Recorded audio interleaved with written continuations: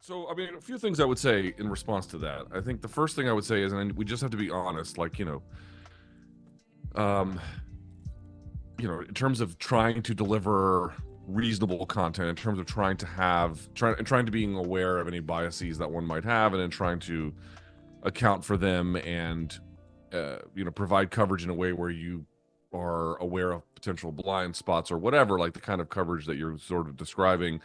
I unevenly get that right. And I think folks should be honest. Like there's a sort of view about like, oh, these people do this, they get it right. I don't get it right nearly as often as I would like. That doesn't mean that the attempt is not worth it, but I don't have an unblemished record as it relates to that kind of a thing. So that's just not to deny that there is something different about what I do potentially, but to the extent that it is successful in principle is itself not always true, certainly.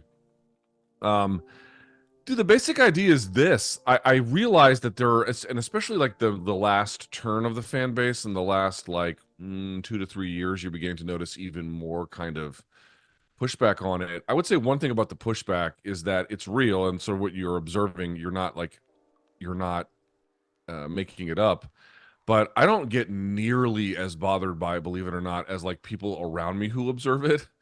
Like they're like, "Oh, did you see what so and so said?" I'm like, "No, I don't really care." Or did you, there was this thread and it was on some forum and they didn't care for what you had to say, and I'm like, "Sweet, I don't really. I mean, I try to on two levels. One, you cannot police the internet. There's just going to be people who are not going to see the world like you or like you in any kind of way, and that's just the way that it's going to be, and you have to understand that. So I don't really try to fight that very actively. There can be times when it gets really serious where you have to take account of it, but in general, you don't really have to.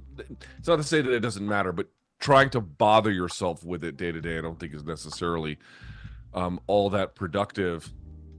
And I think the other part too is I don't think it's necessarily all bad. I mean, if these things can generate, like for example, there's been a few issues where at the time in which I was promoting certain views, not all of them, but certain views, for example, related to performance enhancing drug use in MMA, and some of my criticisms around anti-doping as it was, sort of handed out by USADA, this I knew that was going to get pushback. I knew that that was not something that a lot of people were going to agree with or ever going to agree with. And I don't necessarily try to do what I do to be like, oh, I'm going to be maximally convincing. I don't think I'm going to be maximally convincing. But rather, it's very easy, dude. It's very, very easy. There's a lot of people in MMA who fashion themselves independent thinkers, or I march to the beat of my own drum, and these are people that only read what people tell them to. They only, and we live in an age where everything is algorithmically boosted, and there's this homogeneity of what content people like and the way in which they like it, and then the manner in which it's delivered. This homogeneity, people have become, and we're all kind of guilty of this to some level, but there's been a lot of people who become very, very susceptible to this kind of thing and not realized where it's taken them.